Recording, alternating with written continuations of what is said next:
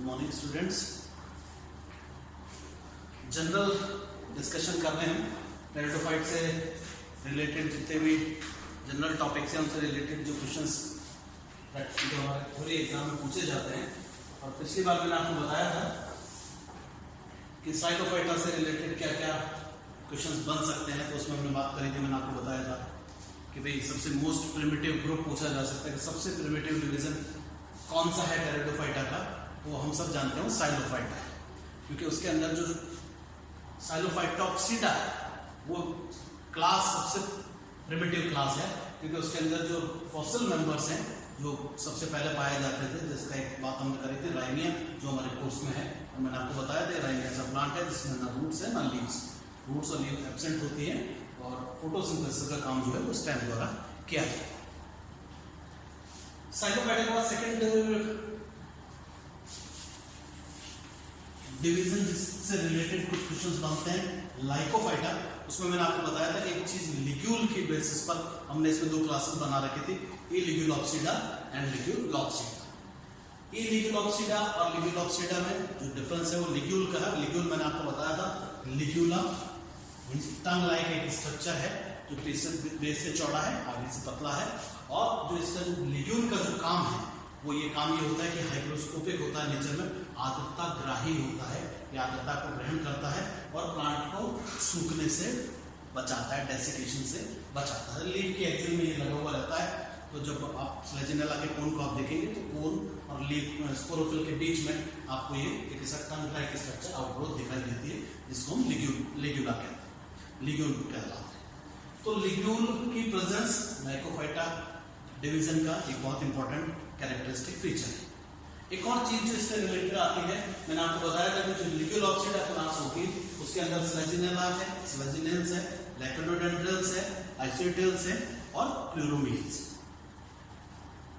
स्लैजिनेला से रिलेटेड जब क्वेश्चन बनता है तो ये बनता है कि टेरिडोफाइट ऐसा कौन सा टेरिडोफाइट है जो हेटेरोस्पोरस होता है या जिसमें सीड हैबिट पाया जाता है, तो उसका आंसर मैंने आपको बताया था वो स्लैजिनेला होगा। क्योंकि स्लैजिनेला में क्या होगा, एक तो हेटेरोस्पोरी है, it is a heterosporous pteridophyte. दो तरह के स्पोर्स बनते हैं, microspore and megaspore. And second thing is seed habit पाया जाता है। फर्टिलाइजेशन के बाद भी जो हमारा फीमेल गैमेटोफाइट है वो कहाँ स्पोरेंजियम के अंदर, मेगा स्पोरेंजियम के अंदर ही रिटेन रहता है, वहीं पे लगा रहता है। इवन एम्ब्रियो का डेवलपमेंट शुरू हो जाता है तब तक ये मदर प्लांट के साथ लगा हुआ रहता है। तो एक सीड बनने की टेंडेंसी इसके अंदर होती है, सीड बनता नहीं है लेकिन सीड हैबिट पाया जाता है। तो एग्जाम में क्वेश्चन पूछा जाता है कि कौन सा टेरिडोफाइट है जिसके अंदर सीड हैबिट या हेटेरोस्पोरी होती है, तो उसका आंसर है हमारे सिलेबस में स्लैजिनेला मार्शिलिया और है, जिसके बारे में हम बाद में बात करेंगे। एक इंपॉर्टेंट चीज और जो आपको याद रखनी है वो रखनी है, टेरिडोफाइटा के अंदर हम सब जानते हैं कि कैम्बियम नहीं होती है। तो इसके लिए बात करते हैं तो हम बात करते हैं जाइलम की और फ्लोएम। लेकिन एक चीज और होती है जिसे कहा जाता है कैम्बियम। कैम्बियम वो चीज है जिसकी वजह से प्लांट के अंदर सेकेंडरी ग्रोथ होता है, द्वितीयक वृद्धि होती है। लेकिन चूंकि कैम्बियम एब्सेंट होती है, it is not there in pteridophytes, तो इसलिए टेरिडोफाइट्स के अंदर सेकेंडरी ग्रोथ नहीं पाई जाती। सेकेंडरी ग्रोथ क्या होती है, प्राइमरी ग्रोथ क्या होती है, प्राइमरी ग्रोथ होती है प्लांट के लेंथ में इंक्रीज हो, दैट इज प्राइमरी। प्लांट पैदा हुआ, बड़ा हुआ और धीरे धीरे उसकी हाइट में इंक्रीज हो रहा है, लेंथ में इंक्रीज हो रहा है, दैट इज प्राइमरी। थोड़ा समय बाद हम देखते हैं इस प्लांट के डायमीटर में वृद्धि होने लगती है, this is known as secondary growth. तो इंक्रीज इन डायमीटर और हेल्थ ऑफ ए प्लांट, और ये होती है कैम्बियम की वजह से। लेकिन ये कैम्बियम चूंकि एब्सेंट है, टेरिडोफाइट्स में नहीं होती है, तो टेरिडोफाइटा के अंदर सेकेंडरी ग्रोथ नहीं पाई जाती। लेकिन दो टेरिडोफाइट्स ऐसे हैं जिनके अंदर सेकेंडरी ग्रोथ भी मिलती है, और उनमें से एक है इसी डिवीजन का मेंबर है, उसका नाम है आइसोइटस। बताया था मैंने आपको जब हेटेरोस्पोरस टेरिडोफाइट्स की हमने बात करी थी तब हमने इसके बारे में बात की थी। हेटेरोस्पोरस फॉर्म है, टेरिडोफाइट है, दो तरह के स्पोर्स इसके अंदर बनती है, और इंपॉर्टेंट चीज इसके अंदर सेकेंडरी ग्रोथ पाई जाती है। तो सेकेंडरी ग्रोथ एग्जाम में क्वेश्चन पूछा जाता है कि टेरिडोफाइट कौन से दो टेरिडोफाइट्स हैं जिनके अंदर सेकेंडरी ग्रोथ मिलती है। उसका एक आंसर है आइसोइटस और दूसरा है बोट्राइकियम। एक्चुअली सूडोकैम्बियम होता है, जिसकी वजह से जब आप एसिडोसर पढ़ेंगे तो उसके बारे में बात करेंगे। तो उसकी वजह से इन दोनों प्लांट्स के अंदर सेकेंडरी ग्रोथ पाई जाती है, सेकेंडरी जाइलम और सेकेंडरी फ्लोएम की प्रेजेंस होती है। तो बहुत इंपॉर्टेंट चीज जो आपको याद रखनी है कि कौन से टेरिडोफाइट्स हैं जिनके अंदर सेकेंडरी ग्रोथ पाई जाती है। तो यहाँ पर हम बात कर लेते हैं आइसोइटिस की, और आपका दूसरा क्या नाम उसका, बॉटराइट। तो दोनों के अंदर जो है सेकेंडरी ग्रोथ पाया जाता है। अब इसके बाद जो लाइकोफाइटा डिवीजन के बाद जो तीसरा इंपॉर्टेंट ग्रुप है वो है स्पेनोफाइटा। स्पेनोफाइटा कैलेमोफाइटा भी कहते हैं, और इसका एक और नाम है वो है आर्थ्रोफाइटा। आर्थ्रोफाइटा। पहला क्वेश्चन तो इसके नाम पे ही बनता है कि ऐसा कौन सा डिवीजन है हमारे टेरिडोफाइटा का जिसको आर्थ्रोफाइटा कहा जाता है। तो वो कौन सा है, स्पेनोफाइटा या कैलेमोफाइटा। इसी का तीसरा नाम आर्थ्रोफाइटा। या पूछा जाता है व्हाई स्पेनोफाइटा या कैलेमोफाइटा को आर्थ्रोफाइटा भी कहते हैं। आर्थ्रो का मतलब होता है जॉइंटेड, फाइटा मींस प्लांट। ऐसे प्लांट जिनकी प्लांट बॉडी जॉइंटेड हो। जॉइंटेड हो मतलब आप देखेंगे इसका एक मेंबर है जिसके बारे में हम बात करेंगे, इक्विसिटम। जब उसके बारे में बात की जाती है तो उसके अंदर क्या होता है, स्टेम के अंदर नोड्स और इंटरनोड्स पाए जाते हैं। ये देखिए नोड्स हैं, और ये दोनों नोड्स के बीच की जो जगह है ये इंटरनोड कहता है। This is known as internode. तो plant body is differentiated into nodes and internodes, और इन नोड्स और इंटरनोड्स की वजह से आप देखेंगे ये जो नोडल रीजन होता है यहाँ पर पैरेन्काइमेटस जो आपका मेरिस्टेमेटिक टिश्यू होता है वो प्रेजेंट होता है। यहाँ से ग्रोथ होती है प्लांट का, वो बहुत सॉफ्ट होता है, डेलिकेट होता है, और जब प्लांट को यहाँ से पकड़ के निकालेंगे तो ये यहाँ से जॉइंट से अलग हो जाएगा।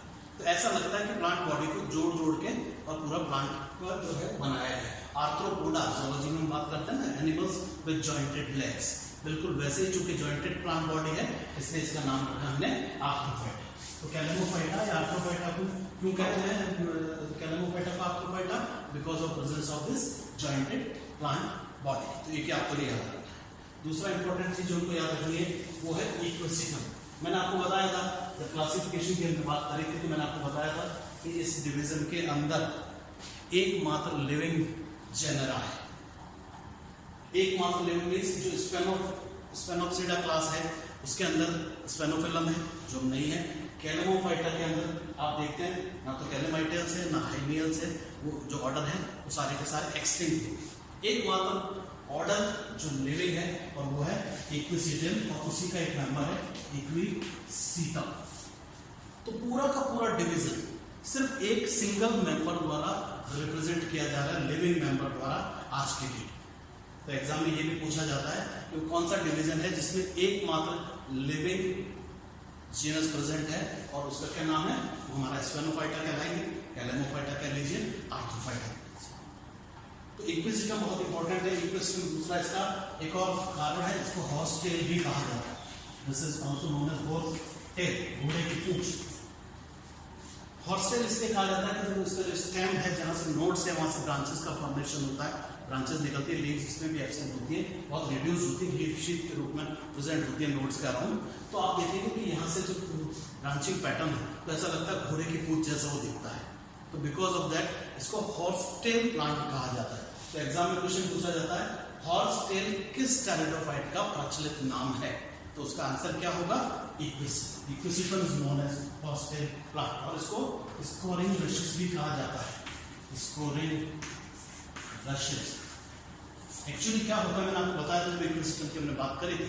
ये जो प्लांट बॉडी है जिसका स्टेम है जो नोड्स और इंटरनोड्स में डिवाइडेड है, आप देखेंगे यहाँ पर आपको इस तरह से लंबी लंबी धारियां दिखाई देंगी। एक्चुअली ये कुछ नहीं है, सिलिका के डिपोजिशन की वजह से यहाँ पर पूरी बॉडी के ऊपर सिलिका डिपॉजिट हो जाती है, तो इसकी जो स्टेम पार्ट है, जो आउटर लेयर है, वो रफ हो जाती है because of presence of this silica. और ये रफ होने की वजह से आप जो डिशेस को साफ करने के लिए इसको जनरली यूज किया जाता है, इसके लिए, इसलिए इसका नाम है स्कोरिंग रशेस। स्कोरिंग रशेस के नाम से भी हम लोग बोलते हैं। तो सिलिका के डिपोजिशन की वजह से जानते हैं आप इक्विसिटम का जो हम स्टेम सेक्शन काटते हैं तो हमेशा ऐसा वे भी आता है, यहाँ पर उभार होगा, आप देखेंगे, फिर यहाँ खांच आ जाएगी, फिर उभार होगा। उभार कहाँ होगा, जहाँ जहाँ ये